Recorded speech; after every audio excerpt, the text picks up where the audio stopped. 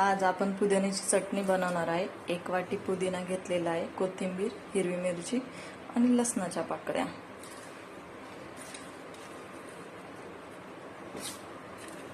थोडीशी कोथिंबीर घालून घेऊन साखर घेणार आहोत आपण।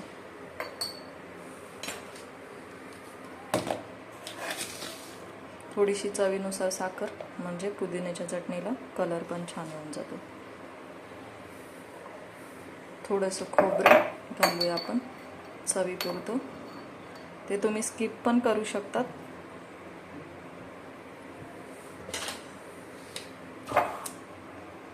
आणि थोडंसं नमक चवीनुसार।